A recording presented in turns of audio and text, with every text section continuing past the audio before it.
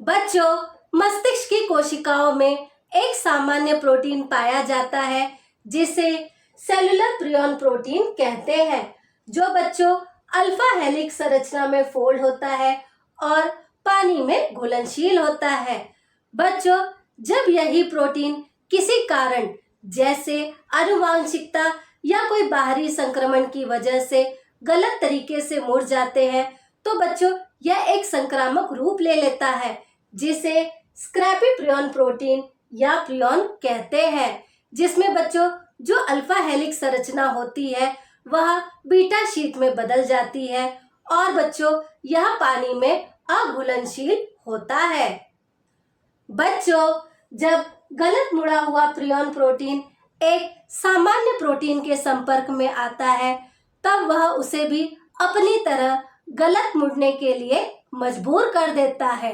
बच्चों, scrapie prion protein के जो अणु होते हैं एक दूसरे के साथ मिलकर एमिलॉइड फाइबर के गुच्छे मतलब एग्रीगेट्स बनाते हैं।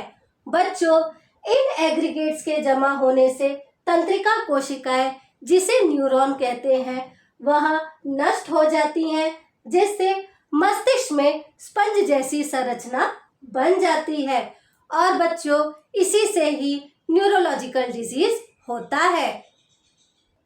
बच्चों, बोवाइन स्पॉन्जिफॉर्म एन्सेफेलोपैथी, जिसे आमतौर पर मैडकाउ डिजीज कहा जाता है, गायों में होने वाला एक घातक तंत्रिका संबंधी विकार होता है। बच्चों, यदि मनुष्य संक्रमित गाय के मांस का सेवन करते हैं तो उन्हें वेरियन क्रूसफेल्ड जैकब डिजीज होने का खतरा रहता है, जो बच्चों एक जानलेवा दिमागी बीमारी होता है। बच्चों, यह कम उम्र के व्यक्ति को भी हो सकता है।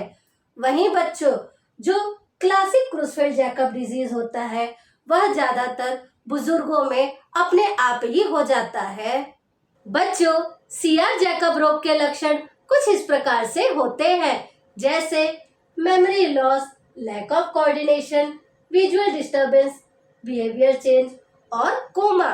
बच्चों, अब जो पॉइंट मैं आपको बता रही हूँ वह बैक्टीरिया, वायरस, वायरॉइड और प्रियन के साइज के बारे में है।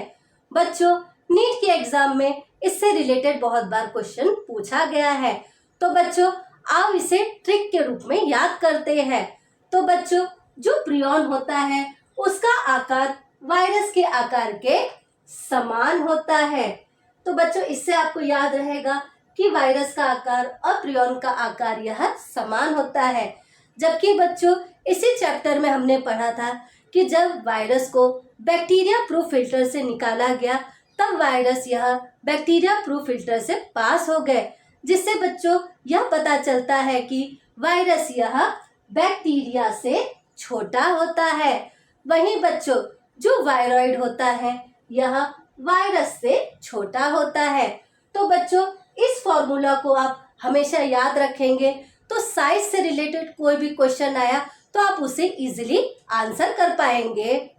बच्चों, मेरी वीडियो से आप अपने नीट एग्जाम की प्रिपरेशन बहुत अच्छे से कर सकते हैं, इसीलिए बच्चों मेरे चैनल को सब्सक्राइब करें और मेरी वीडियो को लाइक और शेयर करें। बच्चों, अब जो पॉइंट मैं आपको बता रही हूँ वह नीट के एग्जाम के लिए बहुत ही इम्पोर्टेंट पॉइंट है। तो बच्चों पूरे चैप्टर में प्लाज्मोडियम यह शब्द 2 जगह इस्तेमाल किया गया है। पहला मलेरिया परजीवी के रूप में, दूसरा जब अनुकूल परिस्थिति हो तब अवपंग कवक के समूह के रूप में। वहीं बच्चों विश्वव्यापी यह 2 जगत को दर्शाया गया है, पहला बैक्टीरिया, दूसरा कवक। बच्चों इस चैप्टर में 3 जगह अपघटक मतलब डीकंपोजर के बारे में बताया गया है, जिसमें बच्चों पहला है परपोषी बैक्टीरिया, दूसरा है एस्कोमाइसिटिस, तीसरा है डिटोरोमाइसिटिस। वहीं बच्चों इस चैप्टर में 2 जगह प्रतिजैविक उत्पादन मतलब एंटीबायोटिक्स के प्रोडक्शन के बारे में बताया गया है, जिसमें बच्चों पहला उल्लेख यह परपोषी बैक्टीरिया के अंतर्गत आता है। वहीं बच्चों दूसरा उल्लेख यह पेनिसिलियम जो कि एस्कोमाइसिटिस के अंतर्गत आता है, वहां इसके बारे में बताया गया है। बच्चों, इस चैप्टर में 2 जगह प्रदूषण संकेतक का इस्तेमाल किया गया है। पहला होता है बच्चों लाइकेन, जो कि साफ वातावरण को दर्शाता है। वहीं बच्चों जो दूसरा पोल्यूशन इंडिकेटर है वह होता है ब्लू ग्रीन एल्गे, जो गंदे पानी को दर्शाता है। वहीं बच्चों सरसों की पत्तियों पर सफेद धब्बे, जिसे एल्ब्यूगो कहते हैं, वह फाइकोमाइसिटीज के कारण होता है। वहीं बच्चों गेहूं इत्यादि के पत्तों पर पीला हरा फफोले जैसा रस्ट किट, जिसकी वजह से पक्सीनिया रोग होता है, वह बेसिडियोमाइसिटीज के कारण होता है।